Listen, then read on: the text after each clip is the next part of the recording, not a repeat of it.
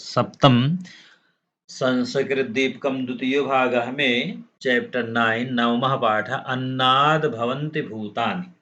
अन्नाद भवन्ति भूता, अन्न से ही सभी की उत्पत्ति होती है। इस पाठ के बारे में अध्ययन करेंगे। तो कह रहे हैं भारतस्य प्रतिष्ठे द्वे। पाठ का पहले पाठ के शीर्षक का समझ लें। अन्नाद भवन्ति भूतानि, ठीक है। अन्नाद, अन्न से ही भवन्ति होते हैं, भूतानि समस्त लोगों की उत्पत्ति होती है। तो कैसे होती है इसके बारे में चर्चा है यहाँ पर। भारतस्य प्रतिष्ठे द्वे, भारत देश में प्रतिष्ठित दो हैं। क्या? संस्कृतम संस्कृति च। संस्कृतम मीन्स देववाणी, संस्कृत, संस्कृति च और यहाँ की सभ्यता। भारतस्य विशिष्टम प्राचीनम ज्ञानम संस्कृताश्रयम वर्तते। भारत देश का विशिष्ट प्राचीन ज्ञान जो है संस्कृताश्रितम वर्तते, संस्कृत में ही आश्रित है, अर्थात संस्कृत में ही निहित है। संस्कृति ही अपि संस्कृताश्रिता भवति। यहाँ की जो सभ्यता है, संस्कृति है, वह भी संस्कृताश्रिता, संस्कृत से ही आश्रित है। अस्माकं प्राचीनाः ऋषि मुनयः, हमारे जो प्राचीन ऋषि मुनि हुए, विद्वांसः गणितज्ञाः, खगोल विज्ञानिनः, भूगर्भशास्त्रज्ञाः, शिल्पकला प्रवराः, संगीत नाट्यकला विशारदाः, तंत्र ज्ञान निपुणाः, आयुर्वेदादि वैद्य शास्त्राधुरंधराः, जल वायु प्रकृति वातावरणज्ञाः, वास्तु स्थापत्य कला प्रवराः, जीवशास्त्रस्य रसायनशास्त्रस्य लौहशास्त्रस्य विज्ञातारः, राजनीतिज्ञाः, अर्थशास्त्रज्ञाः, मनोविज्ञानिनः, तर्कनिष्णातारः, पाकशास्त्र विशिष्टाः, सौंदर्यशास्त्रज्ञाः, नीतिशास्त्र निपुणाः, विधि विधान पारंगताः, धर्मशास्त्र प्रवीणाः, सृष्टि विज्ञानज्ञाः आचार्याः, भारतवर्षस्य यशः चतुर्शिशु दिक्षु विस्तारितवन्तः। देखिए फुल स्टॉप तक हम जो है कर रहे हैं।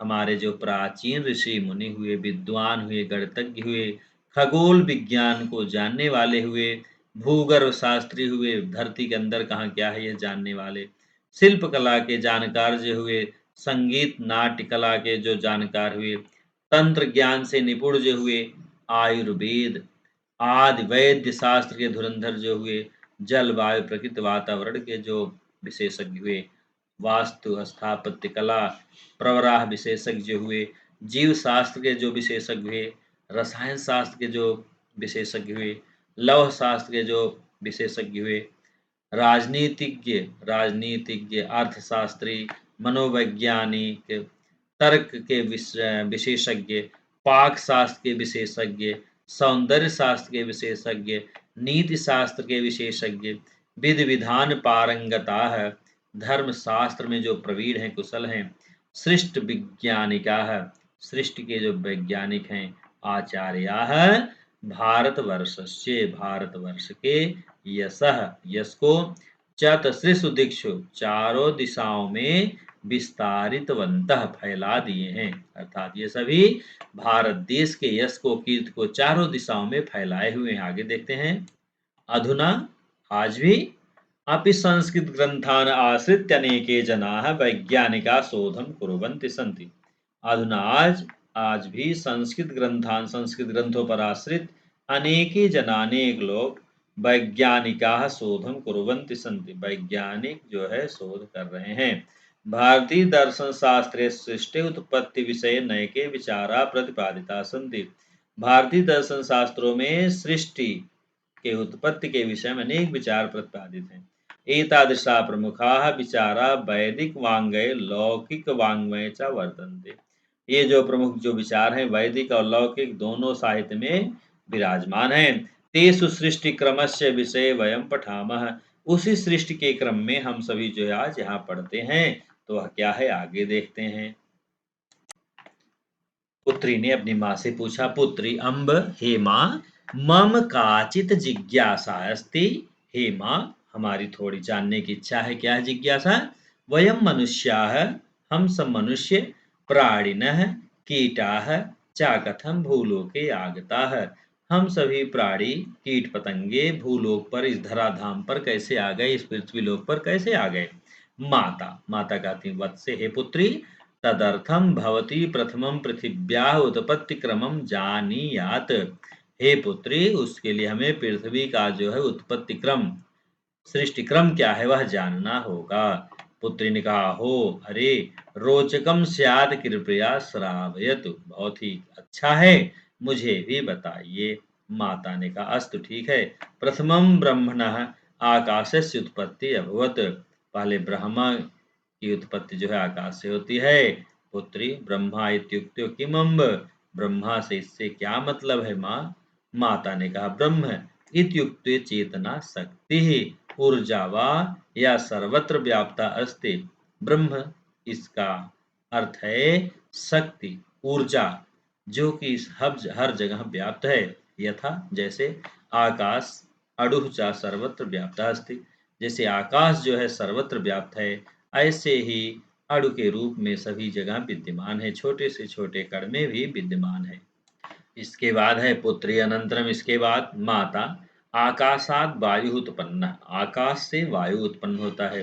पृथ्वी अम्ब, पृथ्वी कदा उत्पन्न हे माँ, पृथ्वी कब उत्पन्न हुई।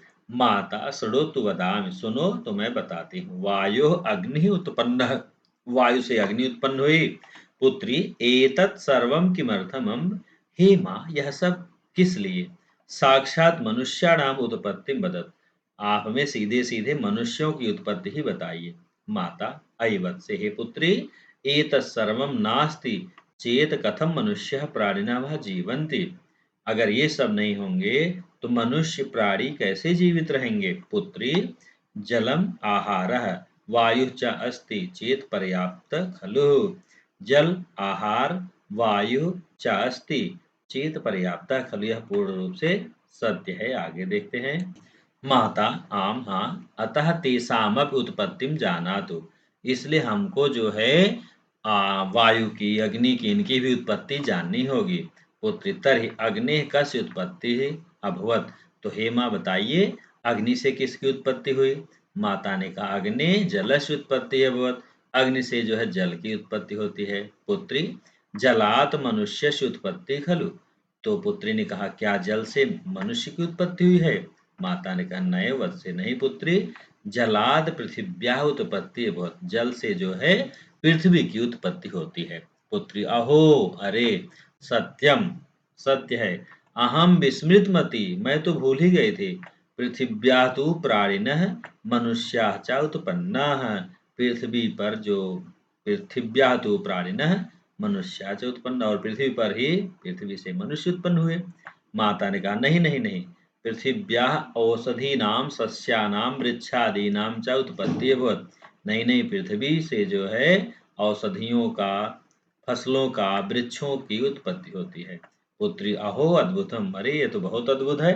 माता सस्येभ्य आहार उत्पत्ति अभवत, अब जो है इन्हीं फसलों से आहार की उत्पत्ति होती है। पुत्री आम हाँ आहार से उत्पत्ति परमं भूमौ सर्वम आगतम एव, आहार से उत्पत्ति परमं भूमौ सर्वम आगतम एव, तो आहार की उत्पत्ति के लिए सभी जल धरती पर आ गए। आहारात कीटाः प्राणिना मनुष्या उत्पन्ना खलु अम्ब, तो हे माँ इसी आहार से इसी भोज्य पदार्थ से क्या कीट पतंग प्राणी मनुष्य भी जो है उत्पन्न हुए। आगे देखते हैं। माता ने कहा हो मम पुत्री बहु चतुरास्ति, अरे मेरी पुत्री तो बहुत चालाक है। सत्यम उक्तवती भवती, तुमने तो सत्य कहा।